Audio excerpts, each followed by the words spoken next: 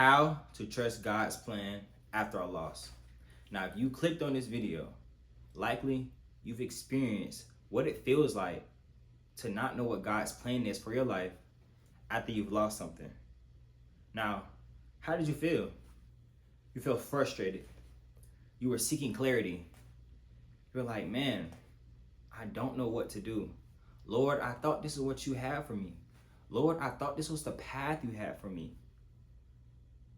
And those thoughts come back in your head. You wanted to revert back to your old ways, thinking God's plan for your life has failed.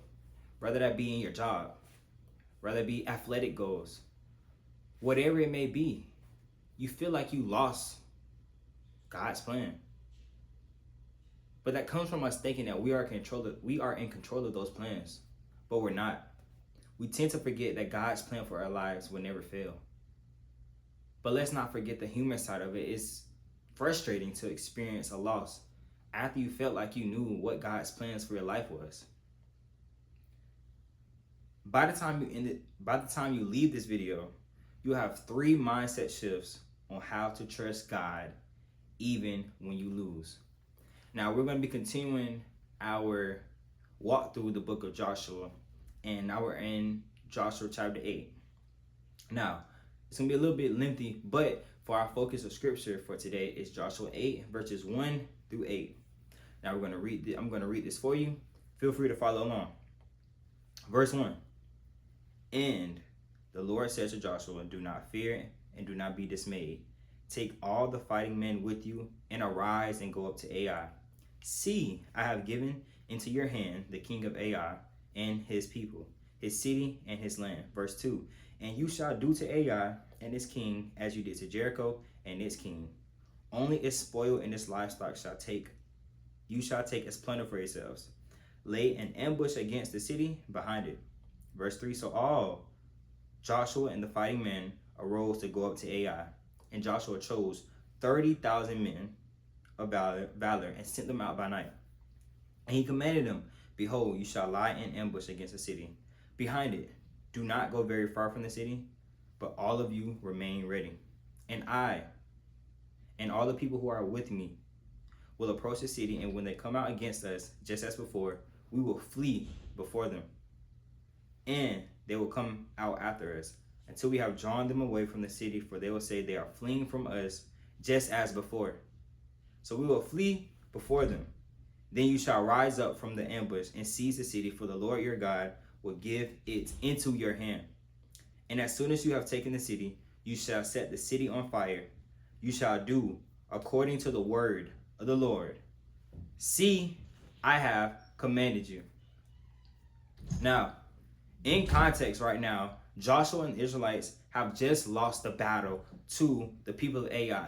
Now, if you want a full Bible study on that, go watch the previous video where we walked through why they lost that battle. But they lost it due to Achan's sin of disobedience. Now, that caused the Lord's anger to burn against them, and then the Israelites lost that whole battle. Now, what's funny in that was that the Israelites in that time was leaning on their own understanding and their own plan. But they thought they were going to be successful as they went to go take over the men of Ai. But in this, before they were going into battle, Achan had took some plunder from himself. But the Lord had commanded all of them, do not take nothing. What Achan did was go take that stuff. He took what he took from it, some silver, I forget, or some other things. He went and hid those things. Nobody seen it but the Lord seen it. And it caused them to lose the battle going into Ai. Now, like I said, in the previous battle, Joshua and the Israelites had devised their own plan to go attack the people of Ai, but the battle was not in their favor. Now, God has spoken to Joshua and given them specific commandments to go into the battle of Ai, and this time they came out victorious.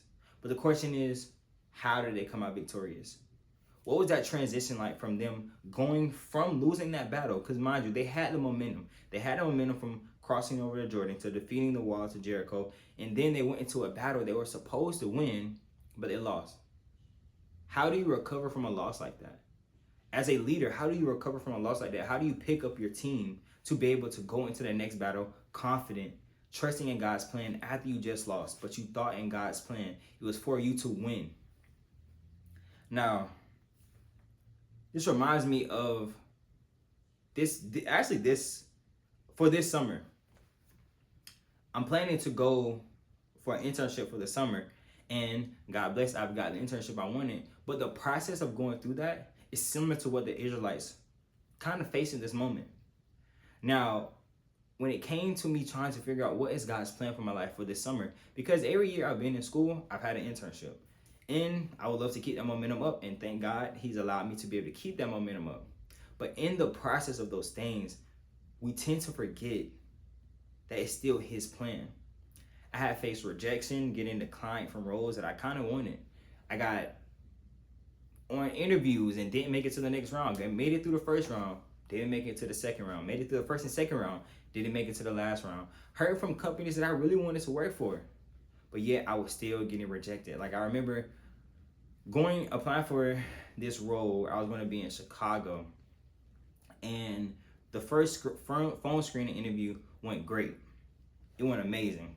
Boom, he says he's going to stay in contact with me, X, Y, and Z, and that I should be looking forward to hearing from him. Heard from him again, went through another round of interviews, did great. Told me the same thing.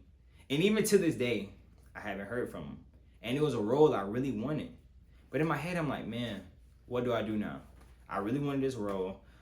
I don't see nothing else to what I should apply for. Like, God, what do you want me to do? I'm frustrated. I'm trying to seek clarity. What do I do?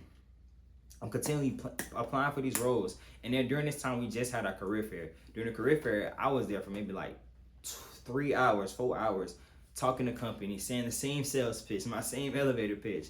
And I'm hearing from some of them, but none of them really turned into offers. None of them turned into internships. I was applying, and it led me to start applying for roles without consulting with him. Like, I remember at this one moment, I was applying for this role after I had already had like 2 or 3 applications in for another company or these other companies. And I was applying for the role, and I was being ignorant. The Lord was like, you don't need to apply for this. And guess what I did? I applied for it because I wasn't trusting in His plan for me. I was trying to devise my own plan instead of relying on His plan, because I know how it feels to suffer a loss. And that sucks. Fast forward, I went through the interview process, ended up giving me an offer, but I knew the role was not for me.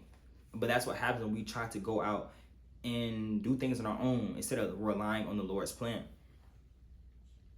But in the ending, I had followed God's plan. All it just reminds me in Romans 8, chapter 28. At chapter 8, verses 28, it's all things work for the good of those who love the Lord and are called according to His purpose. I end up getting the internship. I end up getting the role that I was seeking to get. Actually, I didn't think I was going to get it because I was relying on my own wisdom. But we're going to use a whiteboard today. What is the first point on what I learned, and what did Joshua and the Israelites learn when it came to having a mindset shift to trust God's plan even when you lose? Point 1. Don't dwell on the loss.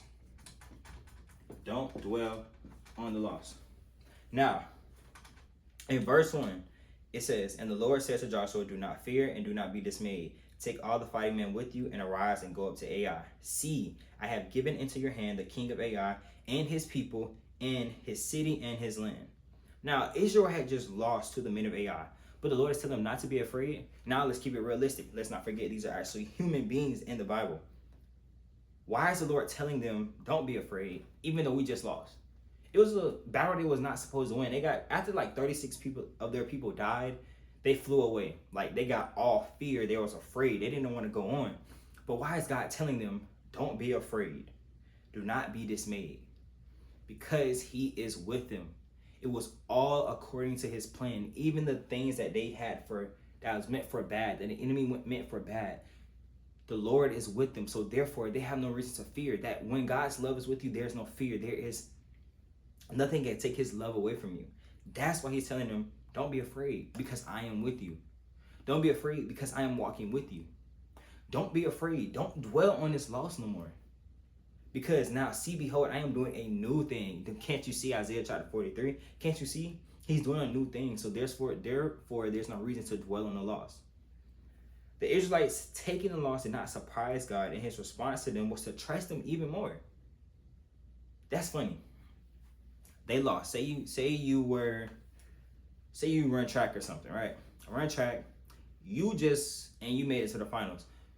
You got third place and you was like a split second off from getting second or first place. In the back of your head, man, I need to do better. Man, I need to do better. Man, I need to do better. But in God is telling you, just trust me a little bit more. Likely that's aggravating.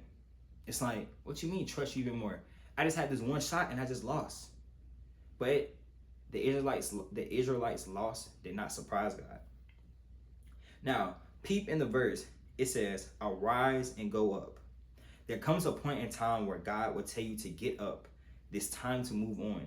It's time to stop sitting in the loss. It's time to stop sitting in the dwelling, because God is constantly moving. One thing I've learned is that the sun is going to rise, the sun is going to set, no matter what. And if you're just sitting in the same spot, dwelling on the loss, it does you no good, because time is just going to pass you by. And you must be able to know when it's time to get up and arise. God told them to arise and go up, not stay where you're at and go down. No, there comes a point in time where God will tell you to arise and go up, because you do not need to dwell on that loss anymore. He also see where he says, see, I have given into your hand the king of Ai and his people, and his city and his land. The Lord requires them to see the win before it even happened. We have to let go of the loss and see the win on the other side. They just lost a battle, but the Lord is trying to get into their mind, hey, no, stop looking at this loss, but see the win, envision the win. So therefore, when I tell you to rise and go forth, you will trust in the plans that I have for you. And dwelling on the loss does no benefit to no one.